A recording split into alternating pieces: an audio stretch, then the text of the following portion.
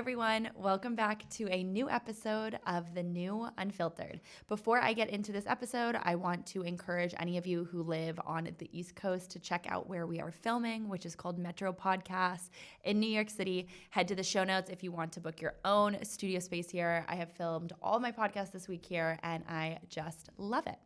So a few years ago, maybe like a year and a half, I got really into reading, which is weird because I feel like it was very delayed in life for me that I all of a sudden had this epiphany that I wanted to read literally a book a week. And that's a very expensive habit if you are a Barnes & Noble fan.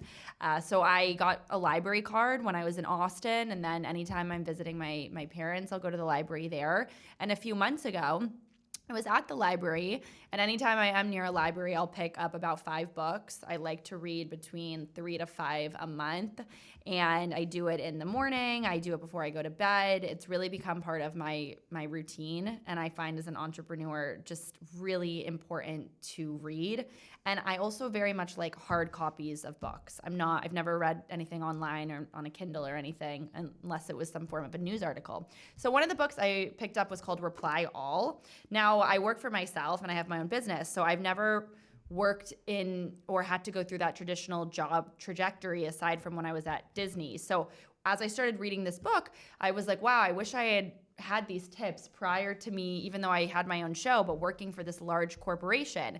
And so I was very intrigued by who was so easily writing about these topics that can be taken very seriously, from job interviews and what to wear and how to even respond on an email. And so I've got the author of one of my favorite books here, Reply All, Richie Frieman, in the studio today. Hi.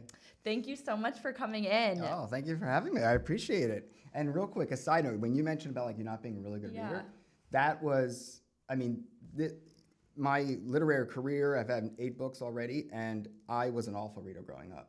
I didn't read my first book until I graduated, until my senior year of college. And that's the truth. Cover to cover. And now, of course, I love it, but people always find that odd, and I talk to kids about that too, because I grew up, I could hardly, the words back then just were not making sense to me, and the way I saw things and the way I absorbed things. So then when I became a writer, people kind of looked, and I tell that story, they assumed I was just like an A+ English student all year round. I can tell you right now, I was definitely not an A+ English student, so. Did you ever like writing though when you were younger? Oh yeah, I always loved art, and art was always something I loved. I drew all the time, and painting as I got older, still did that. And I was never a bad student, but I definitely was a skimmer. That's how I was. I tried to piece it together. My grades basically showed that, but really not until I got to college I really started enjoying it. But I really until my senior year of college, and I read my first book cover to cover, and ever since then I've had it. But I've always enjoyed storytelling and art and putting those together. I think I was tainted from being I remember middle and high school and being almost forced to read books I didn't like. I loved Ruby Holler. That was the one book I remember really liking. But as I slowly started, like I said, going to the bookstore and the library and finding books on my own, I realized that reading people's personal memoirs or experience in business as an entrepreneur and as a founder was making my business and me such a better person. And what I really appreciate about Reply All is you talk about etiquette. And how do you explain, when people think about etiquette, I think they may even think about girls who have to go to cotillion and they have to wear certain dresses and all of that. And the way that you portrayed etiquette in this book, and it's so cool to meet you in person, because I couldn't figure out what kind of person would write this kind of book, but it was just such an easy, fun but serious read. So what do you think about etiquette? What made you want to write this kind of a book? So this is years ago. We're actually celebrating the 10th anniversary. Just celebrated the 10th anniversary of this book. So it's meant the world to me. And it took my career to another level. It opened up eyes to different opportunities. And I'm very, I love what St. Martin's Press, Macmillan Publishing had done for me. But I had been writing a blog and podcast years ago called Modern Manners Guy. And it was basically a humorous take on manners and etiquette, not the cotillion, the hoity-toity. That's not my thing. Now, I believe in dressing well and presenting well and acting normal at a dinner table, but it was more about the annoying things you see, coworkers, or we just talked about being in line for coffee and the person's on their phone the whole time, while they're lying back there waiting to order, kind of like that Seinfeld, Larry David approach towards etiquette, and that's what I thought was more relatable. And there's a lot of things that as a young person, you stumble into these faux pas and you stumble into accidents, and then you're like, feel like everything is like, the world's over now. And when I was writing for a Modern Manners guy, every episode was a different topic. 3 ways to handle blank. Most annoying this. And it all really kind of came together, and realized that a lot of the young people, young professionals, need this across the table view of what life is really like. And I didn't want to be just me preaching and talking about ideas and things like that. Was not it. So in the book, every chapter is somebody, a famous, either it's a celebrity or a very successful entrepreneur and CEO that talks about different aspects of business etiquette and how you can really see it from a young person's eyes into a professional. Do you know The Points Guy? The Points Guy? It's like the biggest travel blog out there. But the guy who where you shows you how to use all your points? Yes. Yeah. You were like the etiquette guy. Like what the Points Guy is to travel, you are to manners and etiquette. Oh, that's an honor. I take that. Well, yes. I think it's super cool because I don't even ever remember learning about etiquette. And I'll give you an example. My sister, she's very different than me, but she has always been with very wealthy men. They are naturally gravitate towards her. I don't know why, but it's awesome. That being said, I was always around anyone she was like dating or when she got married and whatnot. And I didn't grow up like that, right? Like we have a mom who is very normal and just super normal. Mm-hmm. And I remember she was always yelling at me, like, you don't do this, you don't have coffee. And I now anytime I'm very cautious of things like that because I understand how it can be perceived. But more importantly, I was never taught how to have manners. Yeah. My parents never taught me that. And I know you have kids, right? Yes, I have 2 kids. Yeah. Yeah, 15 and 11. And that's a great age. Yeah, I know. But like, what does it even mean to have manners? That's a good question. So, and it's funny. I mean, I definitely didn't grow up in a very, again, that white gloved hoity-toity environment at all. Mm-hmm. 2 working parents. My dad's been in sales his whole life. My mom was a wedding planner. So I did get a lot of stuff on the back end from her. I mean, she's done weddings and events and stuff like that. But, my dad being in business and things, I remember when I was like, when I was going to like bar mitzvahs and bat mitzvahs when I was in middle school, we would make sure my tie was really on point, and I had a suit, and I would iron my shirts to a crease.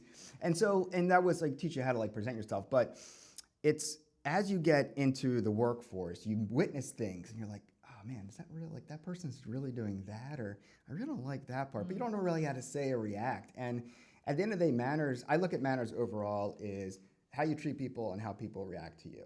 And in the book, I open up with the worst job experience I've had in my entire life with this boss I had who was just a monster and a bully.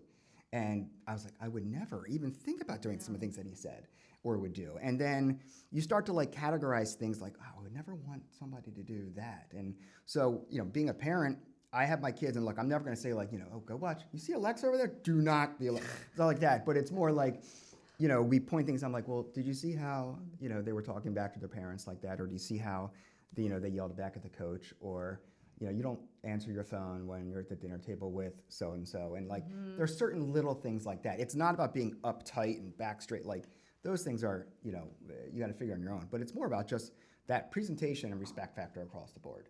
I would like to ask you, though, when you say about even something like sitting up straight, right? Yeah. When you're interviewing someone or when you're talking to someone and the way that they present themselves, for example, if I was here right now in sweatpants instead of a skirt, and I would like you to be transparent about this because I will for sure say I would judge someone 100% based on that. That's your first impression. I mean, how do you create a strong first impression, and does it come with your appearance first? Yeah, I think so. I think it absolutely does. And I mean, the appearance is a key part. I mean, and that doesn't mean you have to like have the most expensive clothes in the world. No. I mean, it's just a matter of just putting it together and taking the time with it.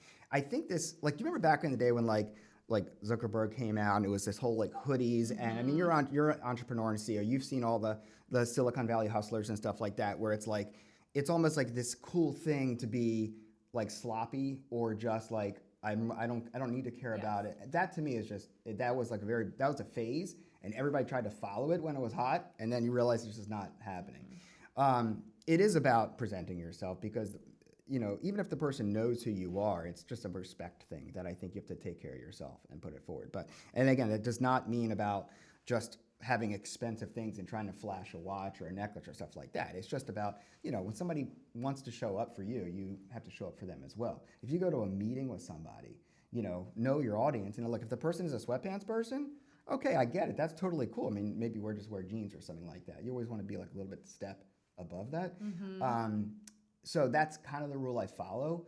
But I've always decided to be rather overdressed than underdressed. Yeah. It's a bit easier. But it's really about just how you present yourself and carry it. Because people make their minds up about someone within the first few seconds. I mean, you do it in relationships. Yep. I mean, you do it with dating, you do it at work, you do it in meetings, all this kind of stuff. So it's really that first thing, and then the person has to win you back if you already don't enjoy how they came storming in, threw their stuff down, started complaining about something out of nowhere, and you're like, oh, wait, oh, nice to meet you. Hi, thanks. Stuff like that. So that's how I look at it and really try to put myself in their shoes, and hopefully they would be respectful of that, interaction. Yeah, and you talk about a lot of like personal stories as well as people you've also interviewed in this, and I really appreciated reading what other people thought as well about manners and etiquette. But it's funny you bring up these startup bros and whatnot, because we even look at like Steve Jobs and Zuckerberg, and even like Elizabeth Holmes from Theranos and like the black turtleneck and this, and it's just this like 4 same shirts and I don't know if that necessarily makes people judge them less, but I think in their minds, like if they were to be super simple like that, then it gives people less of a reason to judge them. Is that kind of why you think? Well, I think that, that's a good point. And I think that, look, if you're Steve Jobs or Zuckerberg, you can honestly wear whatever the hell you want to wear, and it's okay. But why? Just because you're rich? Or Not because you're rich, but because, one, I think it is, in the beginning, like if you read stuff about Jobs, he was saying like, it was one less thing he had to worry about. He wore the same stuff every day. Fine. Now, I'm pretty sure his stuff was really nice. He had so much stuff. And soon it becomes your gimmick and your shtick. And I think a lot of it is shtick and gimmick. Same thing with Zuckerberg, wearing the hoodie stuff. Like, he wore the hoodie because I don't think he really ever had to work anywhere. And he was young, and that's what you wear. And then it became a trend. It caught on. So I don't personally think of that. I think that, and then when it also sets a stage for how other people work in the office. And even if you have like a casual office where people can wear, you can say, hey, look, you wear jeans and a shirt, that's fine. But you're still not going to show up like a slob. No. And I don't think that the owner of that company, if it's a jeans and t-shirt kind of vibe, which is totally fine, should be in a jeans and a t-shirt all the time. Unless you're selling like retro t-shirts or something like that, I have no idea. But it's like, there is that level up. I don't know if it's because they don't feel like they have to. I think that they just I think it builds into a bit of a gimmick. Also with that air of just, I feel comfortable where I am and this helps me work better, I guess. Okay, so what does let's think of a 22-year-old woman and then a 22-year-old male. Yeah. What do they wear to a job interview? Suit. Their first. 100% suit. There is no, for male or female, you got to wear a suit. That just is the way it is. It doesn't matter. Now, it can be, a woman can wear, suit pants and a blazer or a top, and then same thing with the guys. There is really no excuse not to for the job interview. And if they say, look, I've met with people in there and I was wearing like a tie, and they said, look, next time you come, you don't have to wear a tie. We just wear more button-down shirts. I'm like, all right, cool. Now I know. Yeah. But to me, it looks like you almost look, and I talk about this in the book too, you look unprepared purposely. Like you knew you had this job interview. You knew you had this meeting, but you decide to just not take full care of it, and that goes along showing up late, which is another crazy one too. But I think that you always have to dress as if, obviously the person's a stranger, but really that you're going to represent to them. That's what it all comes down to. You got to make sure they think that you're going to represent them out of the office. Yeah. And look, I love a good pair of sweatpants. And I think I have different pairs of sweatpants. Like I have, my casual Saturday sweatpants. And then I have like cashmere sweatpants that I think are really cool with sneakers. I think a lot of young people think that they either need to look 100% or, try and maintain this super chill vibe. And I think there's a very easy combo and way to do it. Like a nice pair of jeans and a blazer if you're a girl, right? Or a pair of sneakers or a small heel. And you want to have your own kind of vibe to it. When you were growing up, how soon did you become confident in yourself to know exactly what your style was and your aesthetic to be the most mannered person and well-positioned person in the room. Well, I mean, look, growing up, I definitely did not. I was always I was always like outgoing as an extrovert, but I definitely was not like the most confident person in the room. You know, I was really chubby growing up, and then I lost weight, and then but I always played sports and stuff like that. But I think the more time you become comfortable or confident, it really comes with how you perceive yourself and in that room you're going into. I mean, it doesn't, even right now, I mean, we're in New York, I don't live here, but if you say, hey, Richie, there's a networking event coming up in a couple hours, you want to go? I'm like, yeah, sure, I'll go. I definitely would not walk in thinking like I own the place. That's rude. I mean, people say they do, but that's ridiculous. No one does. So it took a while, but ironically, the one thing that really changed my point of view and confidence in my ability to just basically focus on and keep in that zone was when, and I talk about in the book, I became a professional wrestler my senior year of college. Now, you're looking at me and, I mean, I don't look like a professional wrestler. And I don't even know I'm what pretty a sure the professional engineer back there would wrestler agree with you, and I get it. But the thing was, I loved it very much. I loved art and wrestling my whole life now, so I know they're very different things. I'll connect the dots. You're in entertainment, you get it, it's right. But, you know, it was something that no one ever thought I could do. It was something that I definitely didn't look the part. But I did it. I went, I tried out, I got trained, I got licensed. We wrestled for 10 years. One of my best friends was my tag team partner. And I realized that these are people that had no knowledge of me before. They didn't owe me anything. In fact, I'm working for them to book me on a show and you know, we're choreographing a match and so forth. And I realized if I could be really good in this area, now people are believing in me. And now I got to go out and perform in front of people, strangers that are either going to boo me or cheer me or look for me in the parking lot. Like you got to really have confidence. And that really brought out a much more, a more bold version of myself. And then also with artists too. I mean, really, when I was in college, I was an art major and I was surrounding myself with other artists. I never had that before. You know, I went to regular high school and I took art classes, but no one that was like, I'm an artist and this is what I want to do. So you realize when you meet people that really sync with what you're doing, I find that built my confidence. Like, okay, I really belong here then. You know, this is something that I can definitely walk into this room and feel confident with. Backing up to what you said earlier about, you know, writing and reading and also not being a big reader, at what point did you decide, okay, I want to write a book? Yeah, so I've always, and it's funny, my mom used to always, she gave me a framed picture of my first book that I ever read, and it was a golden book and stuff like that. But I would always draw pictures when I was growing up. And even when I wasn't very good in school, like elementary school or middle school, the teachers knew that I was into art, and I would be able to use some projects that involved art rather than like, some of the written part. Like they were okay with that, not all the time. And then I liked speaking with people, and I was always like extroverted and could talk to everybody and that kind of thing. I've always wanted to write a book. I've always wanted to draw, and that was always my dream. I would go to the library, like you, and I would look through books, and I still remember covers that got me. I still remember things like that. But then again, I could not. How am I going to sit down and write a book when I can't even read one? And it took me a long time. But once I got more comfortable with it, and I would, when I wrote my first book, I would doodle images down. It was a children's picture book.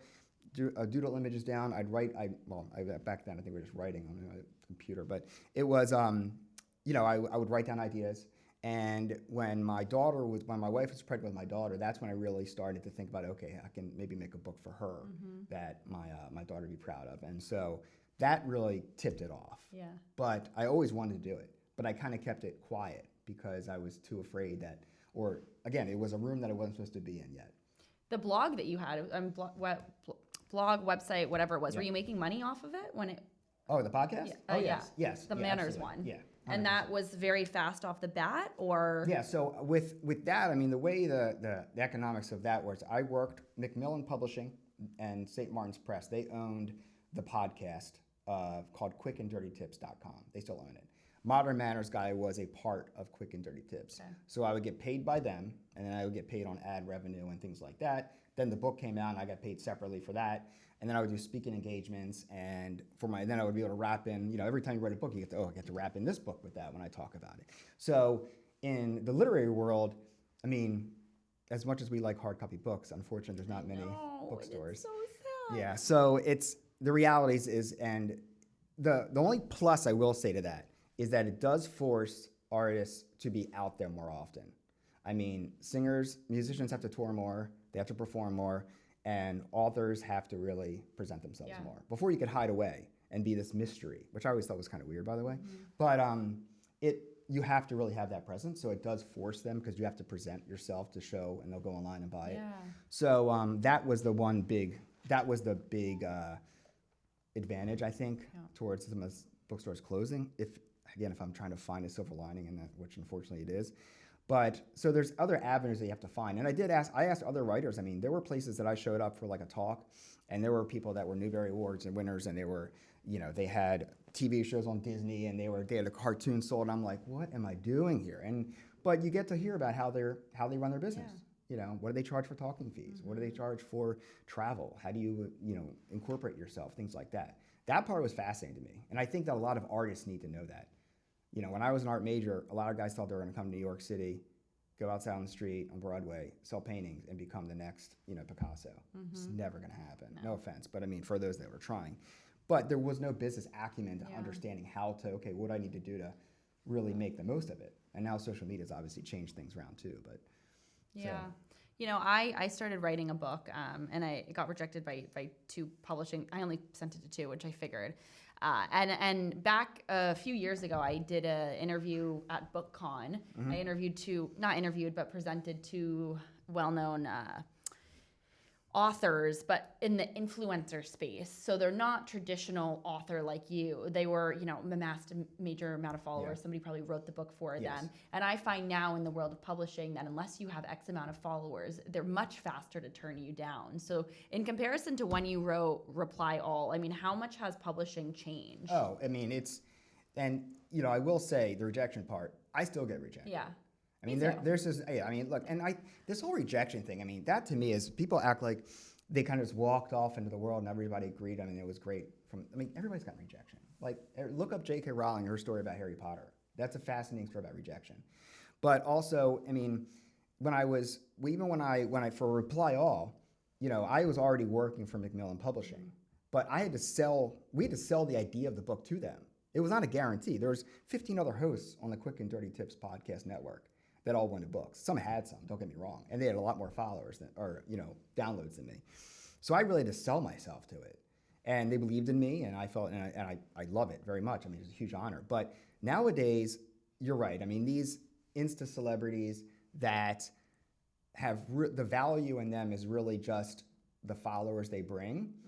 From a publishing standpoint, it is, you look at it from the business side. It's like, okay, well, if I have Richie over here, and I love his book, but I have, John over here, and he's got 500,000 followers, if I get 1% of John's followers, I'm already making my money back. It's a hard thing. And then, by the way, I can tell John, I can be like, hey, look, by the way, we like your idea, but you know what? You're going to go meet with Mary, and she's going to go ahead and help you out with it. And next, Mary's writing the whole book. I've seen it happen 1,000 times. And I've seen people that have books that come out, and you realize that there is no way in the wildest dreams they wrote that book, ever. Anyone in particular you can think of, like celebrity-wise? Well, I don't want to throw anybody under the bus, and I feel bad saying it. That would not be very proper. But I will say, like, you can look at certain things and it's one thing to write a book and then have somebody edit it for you. It's one thing to tell somebody your story. They write it, and now it's your book. Yeah. That's not you to writing a book. But I think that when it comes to people that you also have to look at some people's time schedules and what they really have and what their experience is.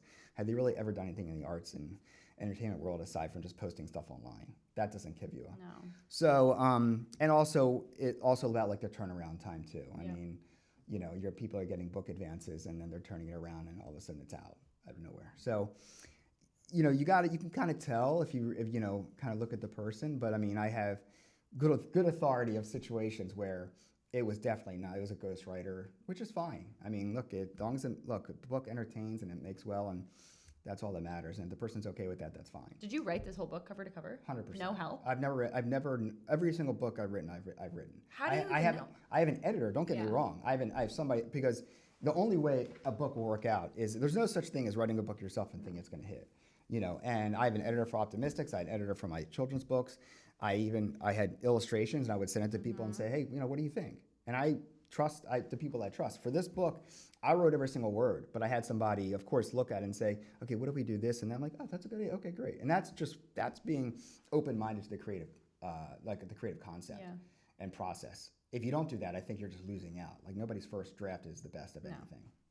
So what about, say, like Michelle and Barack Obama, right? Their books. I mean, people on that level, Mindy Kaling. Do you think that they wrote their books? I mean, yeah, they wrote their books. They wrote their books. Yeah. Now, they have an editor, and the editor is like your best friend, because you're also saying, well, it's not so much like an editor comes in and says, okay, well, President Obama, I think we should make it that you went to school. You didn't teach at Harvard, you taught at UC Berkeley. It's like, well, I don't go there. But it makes much better. It's like, what? That stuff's different. That's falsehood. But then, so you're not gonna twist things around. But they say, well, when you say here, like we did this, what if we said it this way? Great. It's a good way, just another way to formulate a sentence and a paragraph and structure. That's fine. But I definitely think they did. And, a lot of comedians, definitely, I believe that they're putting their stuff behind their thoughts and things like that. You can see how they would really pour their hearts into it and what they would do. I think that, I think it's a fair guess to say some reality people maybe did not write their stuff. That's just my guess. I like to think that writing is very hard, and it takes a lot of time. And, so I think there's a lot more, you have to have a certain amount of time and quality that goes into it. How long did this take you? That was about a year, year and a half, yeah. So it was, some of it I had already, points I touched on. But, I mean, in every chapter is a different person that I speak to. Like, Barbara Corcoran from Shark Tank is in there. Warby Parker and Maker's Mark, Avion Tequila. I mean, and I had to reach out to them. I was going to say, tell me about that. So for this book, we had St. Martin's and Macmillan have a PR or people that have contacts, and I will say it works a lot better when the person from at Macmillan writes than at Gmail, which again, that's just the nature of. I mean, you're the same way. You probably open it up, but I will say though it was actually pretty easy, and the fact that we had a really good pitch letter of what we're trying to do. Let me just ask. I interviewed them for like a half hour.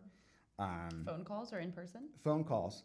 Yeah, mostly because everybody's all over the place, and it was hard to go in person. And at that time too, I don't even think we were using Zoom or stuff like that. Yeah, so everything was just over the phone, and then I'd record it and I'd let them know, and I'd let them review it, and so, but it took a while, and then you got to put it together. I mean, luckily I had a fantastic, I had a fantastic editor also, and the team at Macmillan and St. Martin's are fantastic. So they really helped make it happen, and I drew cartoons in there, which I always like doing. And even those, I was like, here, I have an idea. Here's a guy at the airplane at the security check in an airline. What do you think? Like, okay, well, let's make it this. I'm like, or what if he said something about this instead? I'm like, oh, okay. Yeah. Then I wrote the joke again. They're like, oh yeah, that hits. Yeah. Great. I like it. One of my favorite passages, along with the Warby Parker guy, was from Krista Foley, the senior HR manager at Zappos. Now, I don't know if she's still at Zappos, but they have a whole thing where they give you $2,000 if you don't want to work at Zappos. And I'll read really quick the part that I enjoyed. And she said, when Tony first came to us with this idea, we thought everyone's going to take the offer, everyone's going to quit. But it hasn't been that way. The training is 4 weeks, and this offer happens on the second week. The original concept started because we didn't want people to stay here for the paycheck. Yeah. It's $2,000, and people are given the opportunity to think about it and see if they want to stay with us or go somewhere else. If working at Zappos is not something they're passionate about, we want to know that right away. Now, I know Zappos is obviously a massive company, right? But I think it's something that even if you're a startup, that it's nice, right? Those early days on any company, you want people who are really working with you and are in support of you. I've struggled with this as well for anyone that I've hired, as it's very obvious if someone doesn't want to, they're just in it for the money. Yeah. Well, I think that, and it's one thing, it was $2,000 back in 2012 on Interviewer, 2013 when it came out. So let's I know it's not inflation, isn't that much, but let's just $2,000 now is awesome. Yeah. If you're just starting out. Huge. And alone, if you get, don't like it from day one, they're going to give you $2,000 a bounce. You're like, hey, it's even better. I was going to quit anyway. I think that I think that what they're doing is a very good idea, and other companies have done similar things. I want to say Zappos even upped it from then. And I know for a fact when they offered it too, it was less than that, and they're like, nobody took it, so they upped it again. But again, I don't know what the situation is now. I will say though that it's also unfair to think that some people are to look at their job as my life 24/7. I'm in it just like the CEO, and I think most CEOs probably get that, but keep that as it is. That doesn't mean you don't deserve to put it forward every time. And if you're, and like, I mean, you know, if I'm reporting to somebody, like I want to make sure they know I'm 100%, and I am. And if I need to bounce out for something for an emergency, or I'm not feeling well, or something for the kids, you have to respect that too, and you earn that respect and so forth. But I will say though that some people are in it for the paycheck. Yeah. And I don't think that's a bad thing. No. But that doesn't mean that you get to just like punch the clock and punch out right away. No, and I think entrepreneurship, and you can probably relate, is also so different. Like we cannot, because we don't work for anyone else, our mindset about that is different, right? Like even when I hate my job some days, I have to do the stuff I hate and not even get a paycheck, right? Like you're doing stuff sometimes all the time, and you don't necessarily get paid and then get to go home and just stop. So entrepreneurship is so different. One of the other parts I really liked about the book is tipping culture. Yeah. And I interviewed the founder of Bluestone Lane. I don't know if you know the coffee company a few weeks ago. And I asked Nick Stone, who's the founder, about tipping culture. Now, the other day I actually tweeted and I thought of you or I posted a video or something about it. And you say something about if it's, I think, less than $5 or $10 or something, that you should just let it go. So there's different situations, but it's more like, and the tipping culture nowadays has gotten out of control. I did a Modern Manners Guy article about this in the fall, and I did a cartoon about it too, about where they have the flipboard now where you get to sit there. I mean, I went to Starbucks and I get a regular coffee. There's no craft that goes into it. Just you got to pour it out and you got to put cream in it. That's just how it is. But there's still a tip thing, and I'm like, I don't understand. I don't believe in tipping when I have no choice. You have no choice but to give me this. Like you go to get takeout, I'm handing you the food, and now like how much tip is that really for you? Just literally handing it to me. And I also think that like a lot of this stuff happened with COVID. When the delivery people and service people, which were like the heroes of that time to do stuff with, but simple operations don't necessarily deserve a tip. No. And it's almost like, and then people get like a little, and I think that it's also this, I always tip 20% wherever I go. And I think that, but if the service is not great, I don't think that you really deserve the person to deserve your time. And people are like, well, if you got a tip anyway, that shows them that, how much better it could have been. Like, really could have been? Yeah. I'm paying this person because they were a complete jerk to me and everything was wrong, and now I'm late and it wasn't good and I'm paying overpriced for this. So that to me is very interesting. But I also think the pressure of tipping now, every time I press no tip on coffee that costs the same amount, it's like, oh my God, this person now they're another person. Are they gonna spit in my coffee? Yeah, it's just like, and it's that kind of thing. But then, nowadays you see the one where they bring the credit card scanner over to you and they wait at your table while you insert your card and you can type in your tip. That's the worst. Yeah. I want to put my card down, you take it, and I come back and I'll go do my thing. Yeah. This is we're done our transaction. I hate when they watch you. Why? Why do I hate it? It's awkward. But for them or for you? Like both. Yeah. Like it says you can the options are always going to be like 15, 20, 22 or other. So then person is basically saying like, here, how'd I do? Am I 20? Here, what are you writing there? I know. Oh, it's like reviewing someone on a date or something. Yeah, it's like I don't get more than 20. I know. Okay. So it to me is just super awkward, super uncomfortable, and I just think that it's like it just makes the whole interaction not as fun. Yeah. Especially if the person was bad. Yeah. Then they're watching you type in 10. So I don't know. It's just to me it's very uncomfortable, and I don't even like the screen where they flip it over. Yeah. That kind of stuff. So funny because I agree with you and I appreciate that you're not like, and I want to say this in the right way, right? Like obviously if you are working at Starbucks, like you're making a small amount of money in comparison to, I guess, an entrepreneur who can reach the ceiling, right? But does that also do I have to feel like I have to give you more money because you make less? When also like, I sometimes will have weeks where I make no money and I chose to be an entrepreneur. This equal to you choosing to work at Starbucks and actually you get a consistent paycheck and I don't. Yeah. You know, no one tips me for a speaking engagement or I'm not getting paid to sit here and Yeah. spend an hour doing this, right? So it's an interesting kind of thing. But I really have no problem, and I'm curious your thoughts on this.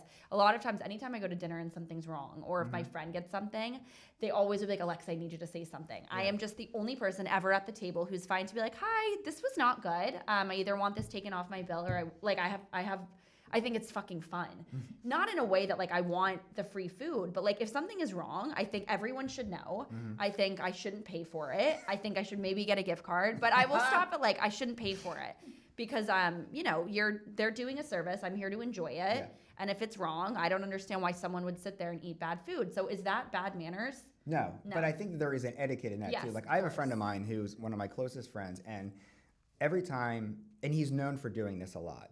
And sometimes I'm like, dude, you gotta stop. Like, please don't. Just please, I want to come back here again. Please don't do that. And he's like, but it's this. And I'm like, he is right to a degree. Yeah. But I'm like, all right, but just let it fly. Now, my point is, I agree with you that yes, if I'm paying for, like, I had lunch over here, right? I had a salad. It was chicken, really good meal. Just salad? Is that what you want? Or you sat down? I sat down. Okay. It was a restaurant. Okay. I want to give him a shout, but I forgot the name. Parker and Quinn. Okay. Anyway, good template. Anyway, got a salad. Really good salad. Had chicken on it. Good stuff. But if the chicken came out and it was raw, yeah, and I'm supposed to, or not cooked all the way, and they said, well, it still looks pretty good to me. And I'm like, but no, it doesn't look good at all. I need it to be cooked. And I would, of course, send it back. Yeah. If it came back like the chicken's cold and it's supposed to be hot, like that's not proper. I mean, like that's not me. That's not me being a jerk. And I think this is one of the biggest things that I tell people about when it comes to like manners and etiquette. Like people think that when I do like the manners and etiquette with Modern Manners guy that I'm a pushover or something like that because you're treating people a certain ways. It's not. I never got that from that. Well, and I'm glad, but it's almost like, you can't do this or you can't do that. You have to no, screw that. Like if somebody you're paying $20 for a meal or whatever it is, and it comes out awful or not looking good, then you're like, why do I owe them the money when it was their fault? Just take it back and give me something new. Yeah. Now I'm not going to make a scene and be like, hello everyone, this is awful, like a Larry David thing. But it is something where I think that it's perfectly fine to be like, look, this is not right. Yeah.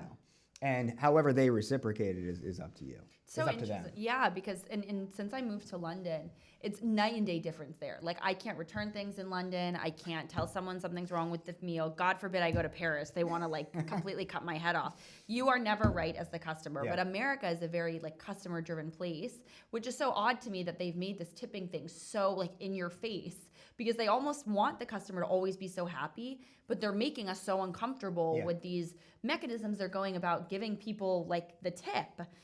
So it's very, I don't know if you've spent much time in London, Europe, but it's no, just I've very only been different. in London once. I love it. I've been years and years ago after college. I want to go back again. So, but it was, but no, I mean, I agree with you in that. There's definitely a culture divide wherever you go about tipping and service in general, but and I think Americans are definitely more amped up and expecting a lot more, which I don't necessarily think is fair too. Like they're expecting crazy amount of service, this amount of this, but I don't. It really depends where you go. If I go to Chipotle, I'm really expecting a Chipotle level service. Get my stuff, put it there, and I'm done. Right? No fluff. Are you tipping at Chipotle? No.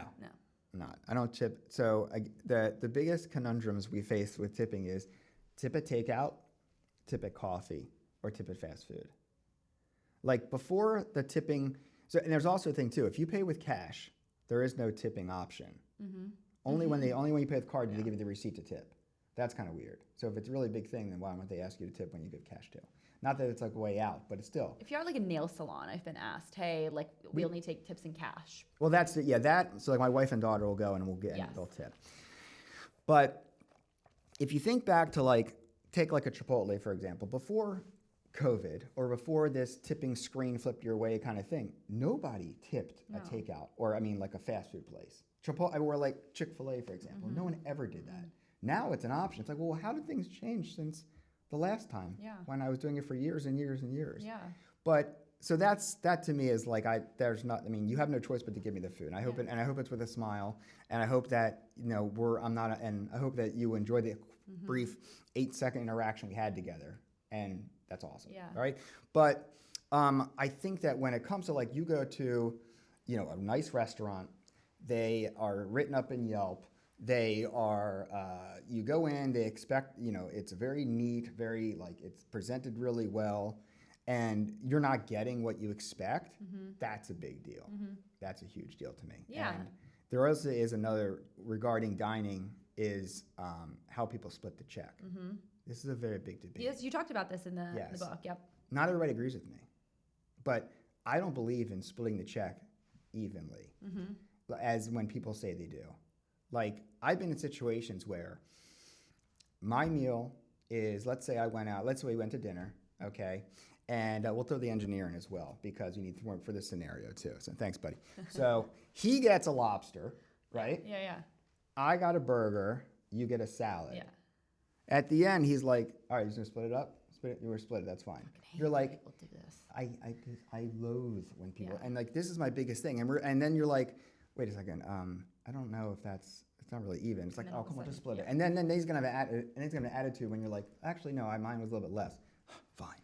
Like, that to me is, the splitting the bill thing to me has gotten more mental fights in my brain about stuff. And also with drinking as well. I mean, when I go out, I very rarely will have something. I will have a drink, but not very often. My wife does not drink.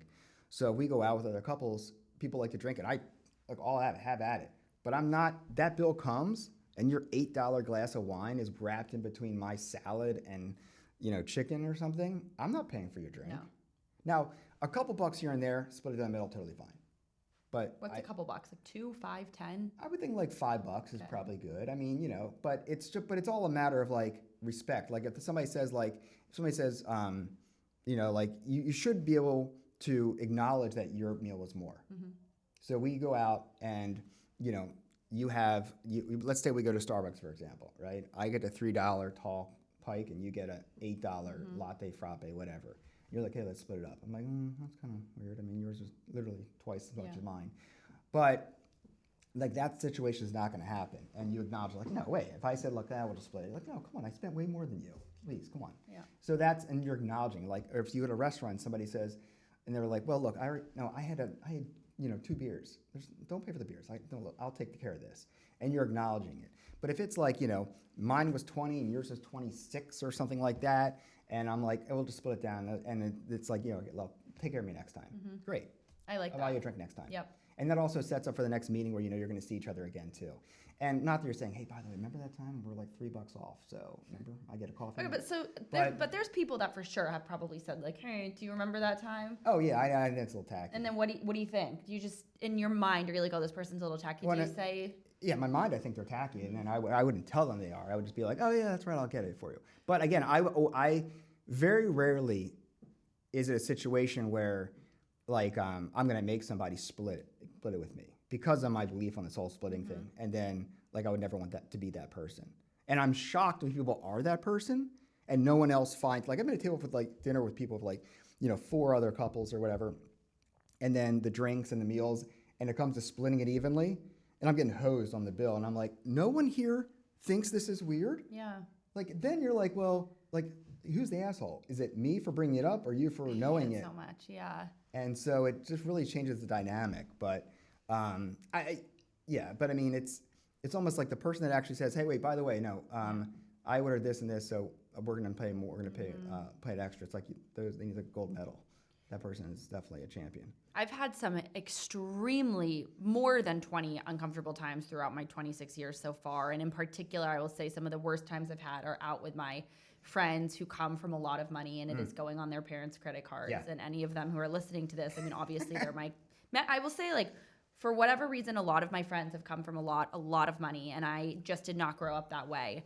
And I'm very sensitive about, and I remember I feel less uncomfortable now and way more confident to be like, this is what I'm paying. Yeah. But I remember many things where it would just be split, or I would put, 150 on a credit card when I was 18, 19, because that's what they were all doing, and I didn't know what to say. Yeah. And now it's interesting because I find a lot of them are even more like sometimes even more sensitive because it's not their money if like their parents Yeah. are paying. And I have just found the best thing to say is like, are you, and you say this in the book, like, this is what mine came to, I'm going to leave cash. Yeah. Or, I'll send you the exact amount and like divide it by, including the tip or whatever, Yeah. just let me know how much I owe. And I think the more I've realized if I just say a similar sentence, I've become more confident instead of just being like, okay, this is too awkward, I'm not going to say Oh, it. and look, and that's just it. I mean, but again, like think about the thing where I'm so like staunch on this stance is that it's like at the end of the day, who's the jerk in the situation? Is it you for saying I really should only have to pay for what I got plus the tip, things like that, or is it and then you're speaking up and the person that's saying, you know what, I know that person got a lot less, but it's just easier to do it this way. I think you know the answer to that question. Well, of course, but but then you think about it and you're like, well, then that's on them. Yeah. And wealth is a situation. Wealth is always sticky. Coming from having expense account or having something where you can parent expense account, where it may be that you're allowed to do stuff is different. But in the same sense, if somebody has that, then that's on them to really be more respectful too about like, look, I can afford it. I know you're already working hard and stuff like that. Yeah. So, but I make it known. Yeah. Like, and I'm like, oh yeah, mine was this. And Yeah. I just do it first. You say also to bring cash with you, and my dad's actually, ever since I was little, he's always said he always has cash. Yeah. For safety reasons, I think, especially like for me being, a young woman, but I think in general you avoid a lot of these awkward things. Yeah. You're at dinner and Venmo and Zelle, and God forbid the other person doesn't have it, and now they don't have cash, and now they're like, well, there's no ATM. What do you want me to do? And then I'll be like, what am I? And I think 100%, and I think when you talk about it out loud and you say it, you really realize the other person's a jerk. But I think to ever expect anyone to pay for you and you don't know their financial position, and even if you do, is just a whole level of asshole. Yeah. Like, there is no reason that should even be a thing. Yeah, and and you're right, and I think that, and I've been around, you're around people with wealth, and you see people in business or just friends and stuff like that, and they like to show off a little bit when they're like, give me the sushi boat, I'll take the sushi boat. It's like, what? That's like sushi for 10 people, but okay. There's a little bit of like that arrogance level I think that comes with that they like to show off too, but it's never easy to assume somebody has something just because they're dressed nice or they have a job. You don't know what people's lives are behind closed doors. That's across the board. But I just would never want somebody to think like, dude, that guy made me. Yeah. He made me split, the lobster, and I got a burger. Are you kidding me? There's also there's no reason to, and I remember half the times that something like that has even happened. Does anyone ever really remember that dinner? Like, you know what I mean? So if you can go into with that mindset, like, are you thinking 5 years later, that time I had that great one bite of it and I paid for the whole thing? No. So that's why it's like, why do you feel so uncomfortable saying something we're probably not going to remember you eat it? I also don't want to be around that person anymore. And like, I've been in situations where I've gone out with people on different occasions, and I brought up I'm going to pay for this. I didn't have a drink, so I'm going to do this. And like, they kind of like roll their eyes a little bit, like almost like I'm being cheap or something. And then like next time we would go out or a time later, and they would say, well, Richie didn't have anything to drink tonight, so we're not going to. Well, let's just make sure we pay more. I'm like, yes. Like, am I the asshole here? Like, that is all 100% you, man. Mm-hmm. Like, and I just have no problem standing up for myself. And when I was younger, I definitely got taken advantage of. Yeah, me too. But it comes with just more confidence and being okay with it. But I just think like that would never, like the audacity to make it my fault because I got to pay for you. And usually the people that do that think they have a lot of money or say they have a lot of money, and then now they're being really cheap with it for the sake of like, So it does come back. And I remember when somebody makes me do it. I got to like jump ahead of it. And if you run a startup or you want to pursue something, different like I've done, you have the best reason, because no one can be mad that you're doing something different with your life, So if you ever in that position, that's what if I ever just don't want to pay for something or I don't want to go to a dinner or something, I'm just like, I run a startup. I'm really sorry, but everything right now goes into the business and I just can't afford to go to dinner. Yeah. I'm probably going to take myself out to dinner and spend it more than I would have spent with this person. But like, that is your way out. But I love when I'm able to take somebody out to dinner and pay for them. I mean, I've had interns in the past that I still have I still have relationships of friends with them, and we hang out or we'll text and stuff like that, and we meet up for a meal or something like that, and I'm like, yeah, don't worry, I got this, and they don't have to, but it was like they don't necessarily have to, but I like to, and if I take out like a relative or something like that, I like to pay. And my parents did it for me, and they still like to do it when we take my family out. If my kids have invite a friend out for the day and we go out and we stop off for lunch, I'm definitely not expecting them to pay. But still, it's like, look, no problem, I got this. I'm not expecting the parent to pay me back. No. So I really do enjoy that part of it. But I think it's also like I'm not dropping $50 a day on meals for random fun. No, and I think you have such a good, and that's why I love this book, head on your shoulders about this, and your kids are very lucky that you're like this, because again, no one taught me this stuff, but I'm very similar to you. I mean, I pretty much, I would say 9 times out of 10, I'm either buying someone who's younger than me the meal or the coffee, or just even a girl yesterday who was, I judged a startup competition last year, and she texted me and was like, I'm really nervous. You judged it last year and it's so good. I Venmoed her $20. I didn't even know it was her username. I went on Instagram and linked it to the logo and it was like, just buy yourself a pre That's thing. awesome. Yeah. And to me, I take a lot of pride in that, because I think at the end of the day, and it doesn't seem like you grew up with tons of money. No. So you've really, self-made. That is the simplest way, right, to show somebody that you care, is money.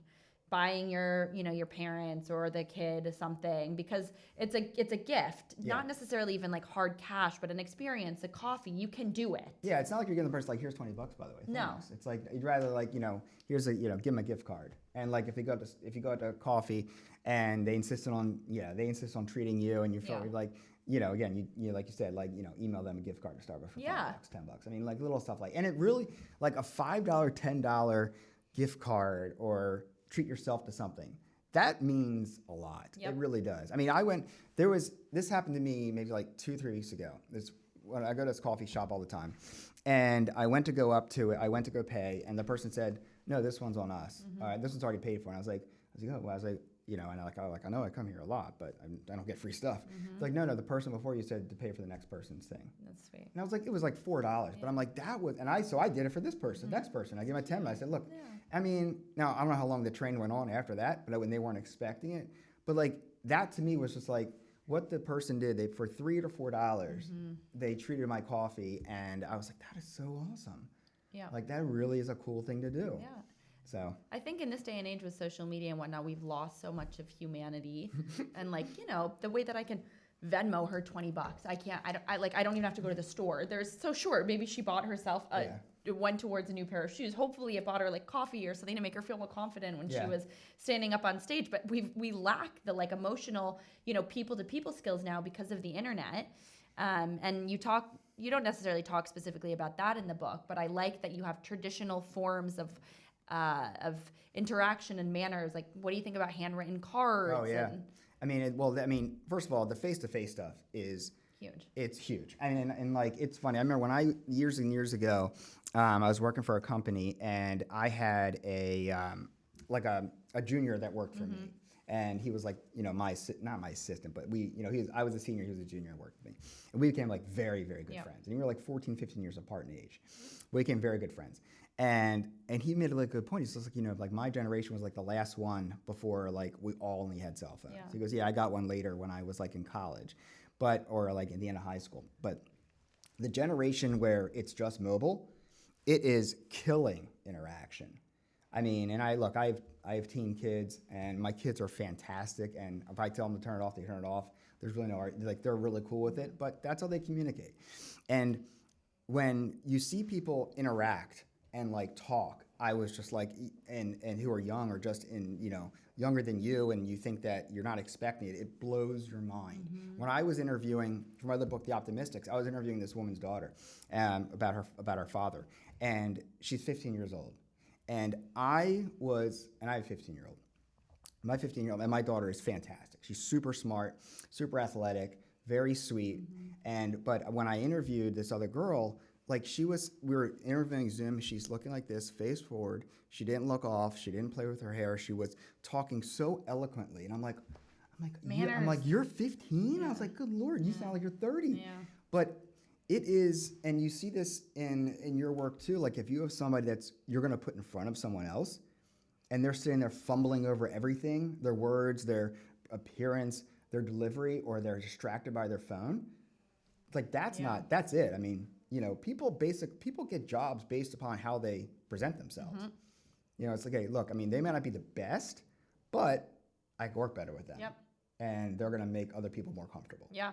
So I think that to me is just the whole texting thing is just, and the everything on the phone has killed human interaction. Yeah, and it's very sad because, and I mean, you have teenagers, right? So it's just so different than how you and I were. I mean, look, when I was 12 years old and 13 and writing and trying to cold email people and get that internship, I mean, I was not grammatically correct and whatnot, but at least I was doing it. I would never have the way that I've seen some people talk to me or that I've hired, that I've let go. I think there's a major lack of disrespect. And I think because it's so easy to just be like, hey, yo, what's up? Like, what do you cannot act like that in a professional setting. It is incredibly inappropriate. Yeah, I 100% agree. And I think that you see that too much is casualness about it as well.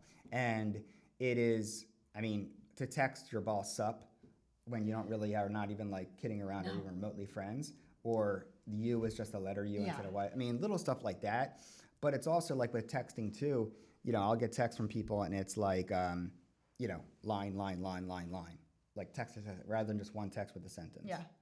But now, I mean, and nowadays with like things like Grammarly and Canva and all this, there is no reason. There's no excuse. Why you, and look, I've texted things or emailed things really quickly, not thinking about it, and I've messed up. Now I do, and it might be somebody I'm closer with, but there is no reason not to formulate something and take 5 seconds. And I'm guilty of it. I had to learn it. I mean, I had to go back and do it because I've messed up before. But even like reply all. I mean, we titled the book Reply All and Other Ways to Tank Your Career. Reply all because that became like the corporate way of putting your foot in your mouth. Like when you hit reply all and you're like your breath is like taken away. And when the book came out, I got inundated, and I loved, by the way, with awful stories of reply all situations. And each one was worse than the next. Yeah. And levels of people. Like it wasn't just like fresh out of college, it was like senior level. And it was just awful. And when I say awful, I mean hilarious. So, and it was, I was just like, this really is what that, in the corporate world, that's like putting your foot in your mouth, hitting reply all. But that whole part to me is just a very lost art. And when you do see it happen, you're like, okay, no, this person really gets it. This is good. And it's cool. You mentioned earlier about authors, and a lot of them kind of end up behind the scenes. And I find that too. I mean, even if you look at Candace Bushnell, who wrote Sex and the City, and Cecily Simpson, I think, from Gossip Girl. I mean, I have no idea where these people. I actually randomly the other day went down a rabbit hole and Googled Candace Bushnell lives in Brooklyn. She's still writing books. Yeah. She never does interviews. But you have the podcast and whatnot, that media background. And I find a lot of young people reach out to me asking for internships or jobs and whatnot. And I think a lot of them, in a way that's so different than an author who's like behind the scenes, because I've got the personal brand, you almost feel like you know me by what I post online. And so I find sometimes I struggle with, I'll try and train someone. And the way that like people gave me a chance when I was younger, I want to give that to like those other people who are writing the emails and cold calling. But, at the end of the day, you're running a company. So you can't speak to me in the way that perhaps you've seen me like post about on the internet. You know what I mean? In that way, at the end of the day, like I'm still your boss, even if we're similar in age. Yeah. And that's where I find a lot of these young people, they think that like because of the social media that you know me, or you can act the way that I casually act when I'm posting an Instagram story. And it is so different. It's a job. Yeah, well, and I mean, for me, it's a little bit different in that aspect because when you're in the arts, again, I mean, this goes back to like the old idea where, musicians and artists and painters and writers are like these like tortured souls where it's you can't help but do this. It's like stop. Like everybody who's been in entertainment industry, art, writing, music, sat in front of your mirror, sang your brains out, looked at your piece, thought how great would this be in a museum? How great this be like you did. Yeah. So you don't get cool credits for them. That era is done with. Now, of course, if you reach a certain level, you're not out there like, hey, by the way, I got a new book. That's okay. I mean, I understand it like that. But, I think that you owe to people that are investing their money into your book, art, music, podcast, whatever it is, that certain level of presence to them. And when I was doing children's picture books, I was doing readings in front of children. Now, they're the hardest audience because if they don't like it, they're up and out. And I remember when my first children's book came out, my best friend was one of my tag team partners in wrestling. I said, "Hey man, look, I'm gonna do the book reading." I said, "I think I want to do like a puppet." And I said, can you do the puppet? I'll narrate it. And we'll like go back and forth. He's like, "Yeah, hey, no problem." And he'll say yes to anything, which is great. That's what good friends do. But we've never done a puppet show before. I didn't have to do that, and he's never done a puppet show before. And we maybe practiced in the parking lot. And I had like a little booth set up, and he was there with the puppet. I got a puppet made for a turtle, which is the character. But I didn't have to do that. No. And then there was a lot of times when we brought the puppet show to places for charity or just to other areas, and we weren't even getting paid.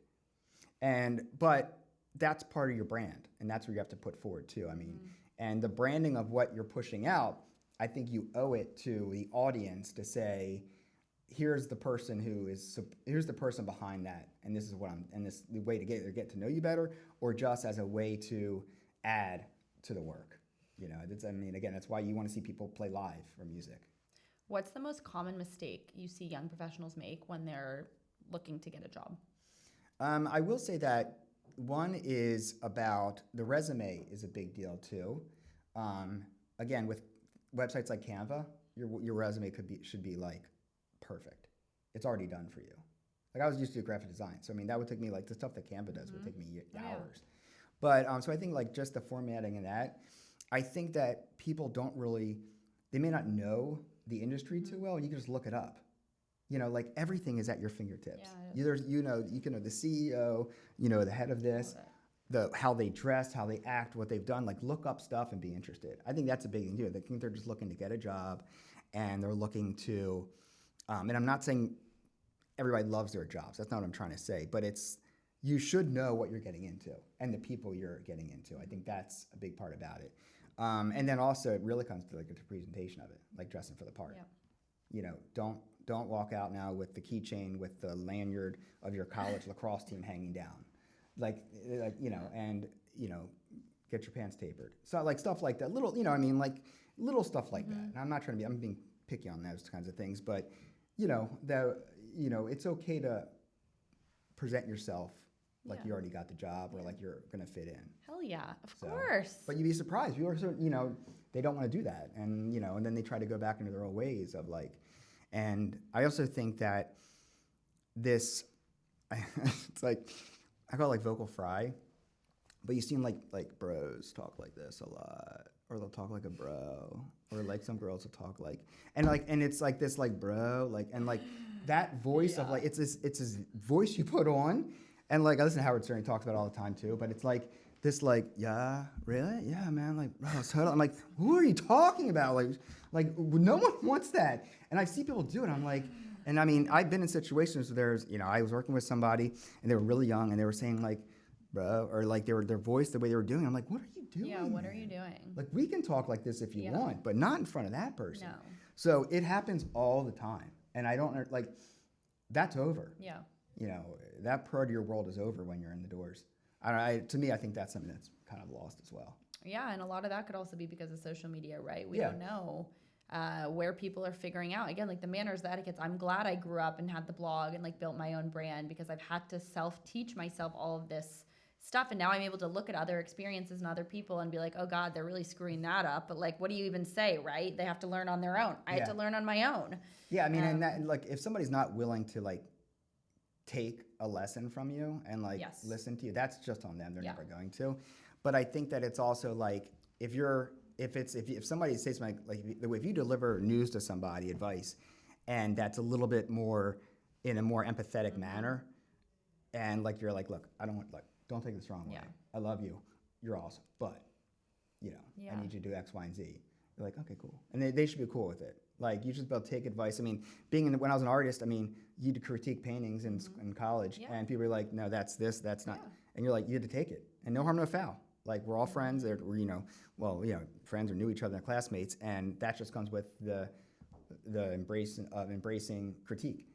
And I mean, to this day, if somebody, I would rather beg somebody Yeah. to tell me if I was doing something wrong or they don't like something I'm doing than me assume and not know. A young woman who works for me, I mean, she's 17. She's been working for me for years. And every time she makes an error, the first thing she does is, I'm so sorry, it won't happen again. And it's so great. It is so great. And I very rarely have ever, like, sometimes I will get super annoyed with my assistant if she fucks up and I like go off on her.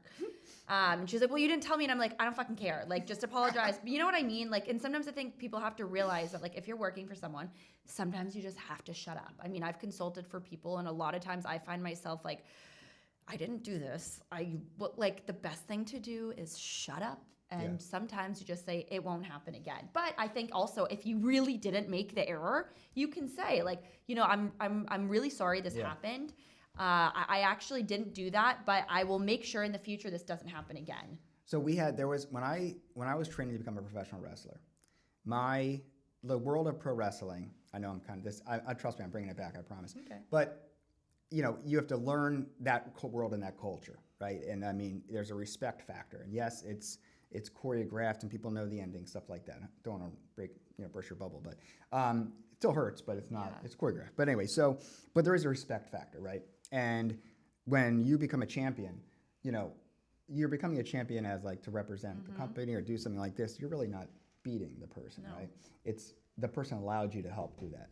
So my trainer taught us a saying. It said, the ass you kick on the way up is the ass you kiss on the way down.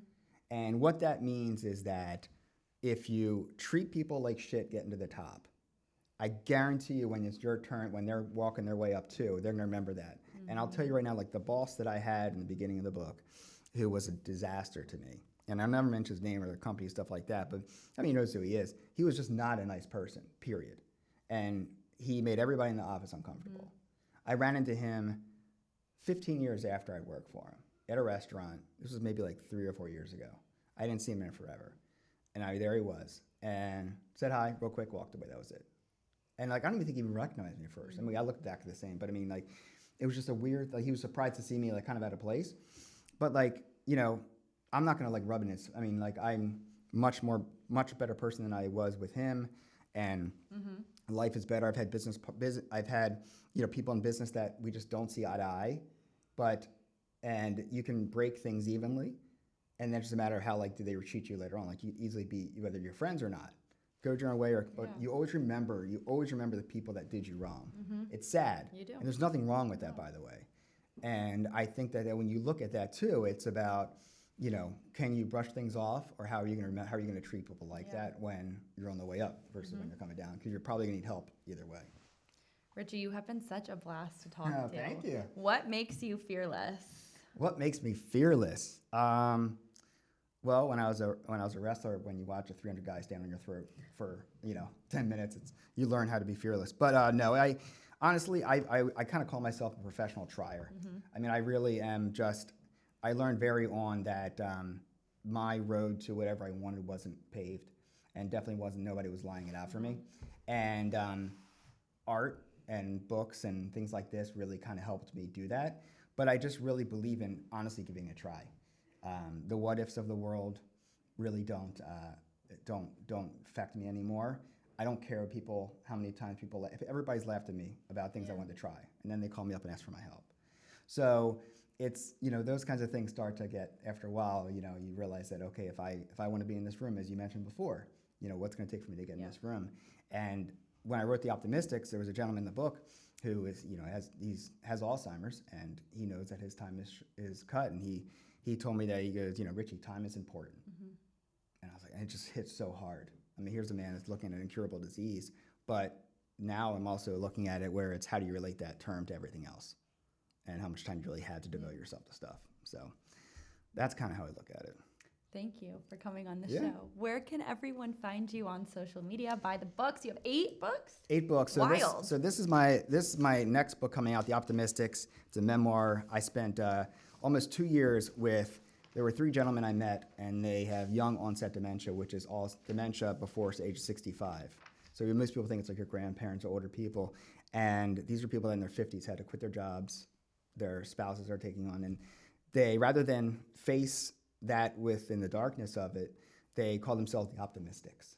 And I'm like, oh, that's such a cool name. Nice, yeah. So I reached out to them and I said, look, I love your story. I just want to, and I thought I'd be writing just about them, but I ended up meeting dozens and dozens of people across the country, even El Salvador and Israel as well. And you're meeting people that went through the same thing they are, and how are they looking at optimism?